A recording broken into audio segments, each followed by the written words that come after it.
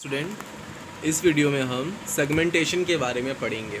Last topic में हमने paging के बारे में डिस्कस किया था कि कैसे हम लिमिटेड या फिर जो भी हमारा जो एक्सटर्नल फ्रेगमेंटेशन कॉज था उसको हम दूर कर रहे थे पेजिंग का यूज़ करके। एक्सटर्नल फ्रेगमेंटेशन के केस में प्रॉब्लम क्या थी कि जो भी मेमोरी के फ्रेम थे, मेमोरी थी वो जो बच जा रही थी फिक्स साइज़ या फिर डायनामिक पार्टीशन करने के बाद, जो कि स्पेस अवेलेबल तो था, छोटी छोटी जगहों पे थे अवेलेबल था, कॉन्टिग्यूअस नहीं था। जो स्पेस था वो नॉन कॉन्टिग्यूअस था और उसको हम किसी एक पर्टिकुलर प्रोसेस को अलोकेट नहीं कर पा रहे थे। क्यों नहीं कर पा रहे थे? कि वो जो स्पेस था वो एक जगह पे नहीं था, कॉन्टिग्यूअस नहीं था और एक एक प्रोसेस के साइज़ पे नहीं अवेलेबल था। तो हमने क्या किया था कि हमने प्रोसेस को उन जो भी हमारे फ्रेम साइज़ थे मेमोरी के, उस साइज़ के इक्वल में प्रोसेस को तोड़ दिया और उसके बाद हमने उस प्रोसेसेस को, उन फ्रेम्स को अलोकेट कर दिया, जिससे कि एक्सटर्नल फ्रेगमेंटेशन की समस्या का समाधान हो गया। अब लेकिन अगर मान लो कि कोई प्रोसेस है, अब प्रोसेस क्या होता है? प्रोसेस की परिभाषा आपको क्लास में बताई गई थी कि a program in execution is called process, यानी एग्जीक्यूट हो रहे प्रोग्राम को, एग्जीक्यूट अर्थात रन हो रहे प्रोग्राम को हम प्रोसेस करते हैं। तो मान लो कि कोई एक प्रोग्राम है सी का, ठीक? तो सी का प्रोग्राम है, तो आपका जो कोड स्टार्ट होता है वो मेन से है और मेन के अंदर कुछ लाइन होंगी मेन मेथड के अंदर। तो अगर जब आप प्रोसेस को डिवाइड करते हो फ्रेम के साइज़ में, तब हम ये नहीं देख पाते हैं कि क्या किस लाइन से, मान लो कि किसी मेथड का कुछ लाइन जो गया वो एक प्रोसेस में गया और दूसरा वाला अलग प्रोसेस में चला गया, मतलब पेज में चला गया। तो ऐसे क्या होगा कि उनको वापस से रीलोकेट करने में दिक्कत होगी और उसके बाद उसका एग्जीक्यूशन भी वेरी करेगा, एग्जीक्यूशन टाइम बढ़ जाएगा क्योंकि उनको हम अलग अलग पेजेस में कर देंगे और उसके बाद जब पूरा फंक्शन एग्जीक्यूट होगा तब जाके उसका रिज़ल्ट आएगा।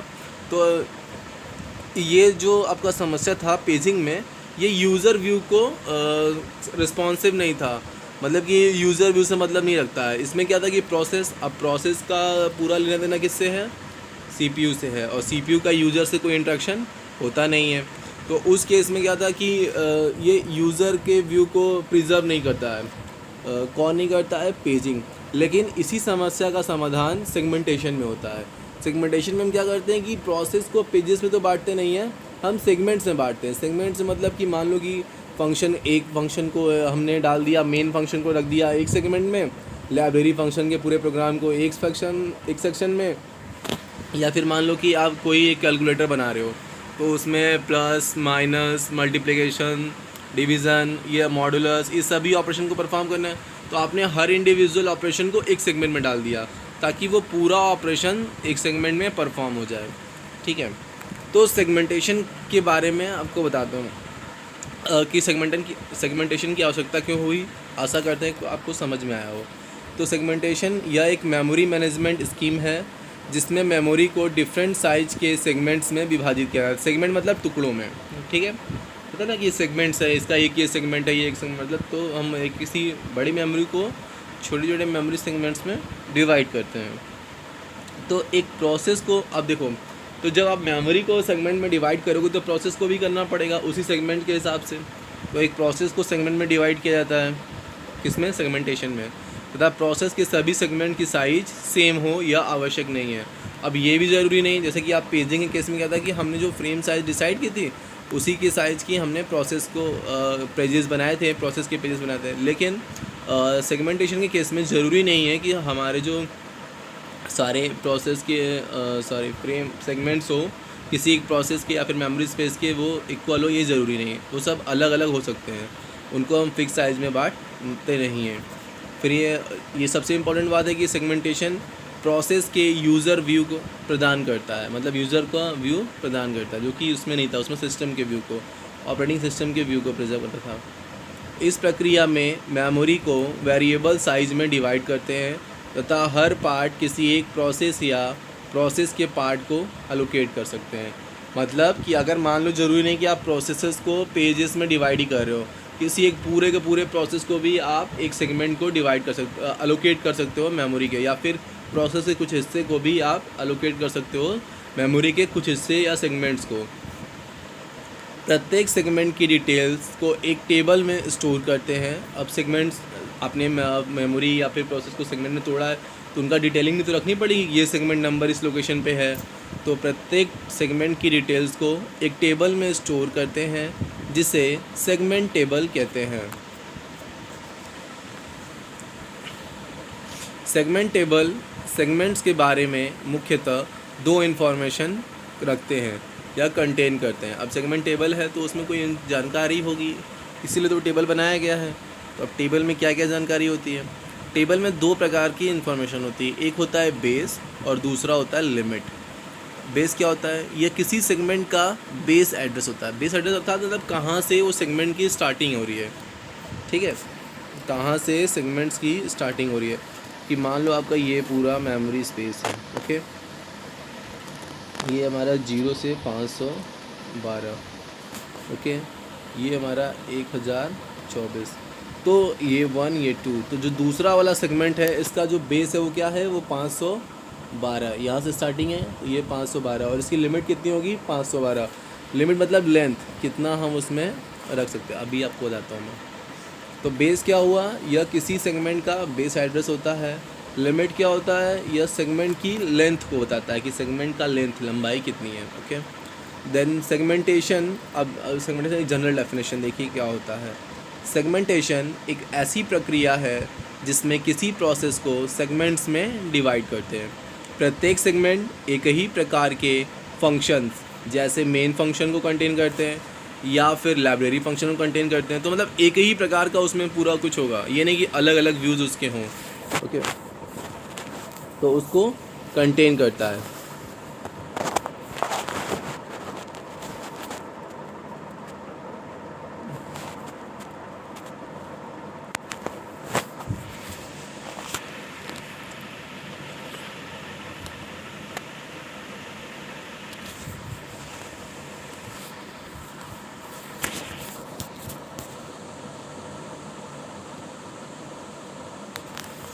अब मान लो CPU, सबसे पहले CPU जनरेट करेगा एड्रेस, तो वो कौन सा एड्रेस होगा? लॉजिकल। उसके दो होंगे, एक सीरियल नंबर है और एक ऑफसेट। ऑफसेट बताता है कि वर्ड कौन सा है, ओके।